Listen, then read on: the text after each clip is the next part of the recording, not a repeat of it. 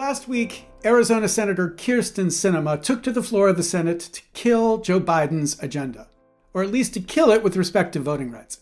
In an incredibly emotional speech, she told us that she got it. She understood the importance of this voting rights legislation she says she supports.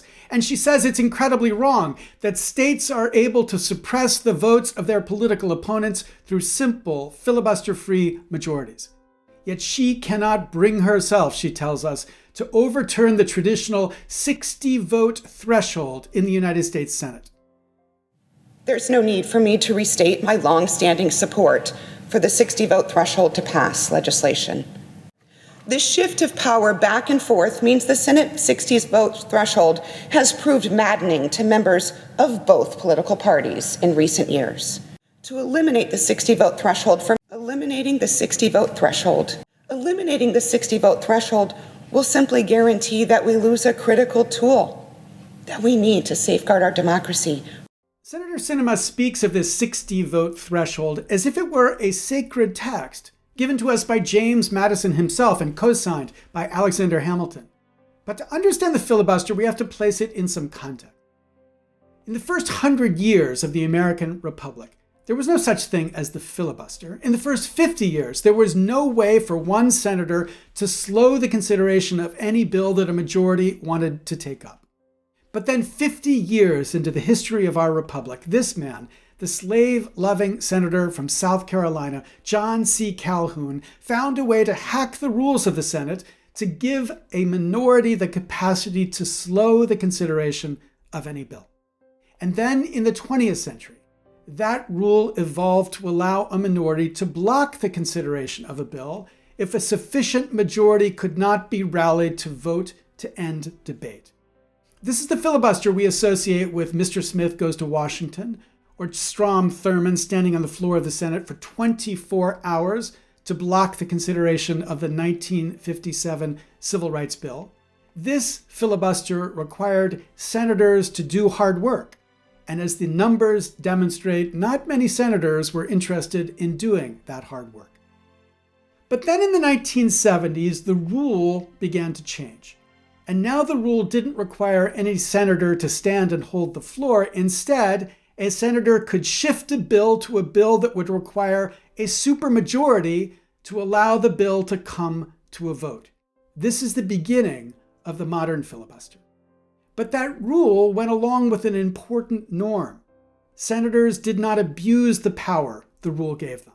It was relatively infrequently that a senator would invoke the rule to block the Senate majority from taking up any bill the majority wanted to vote on. And then in what we could call period 3, that norm disappeared.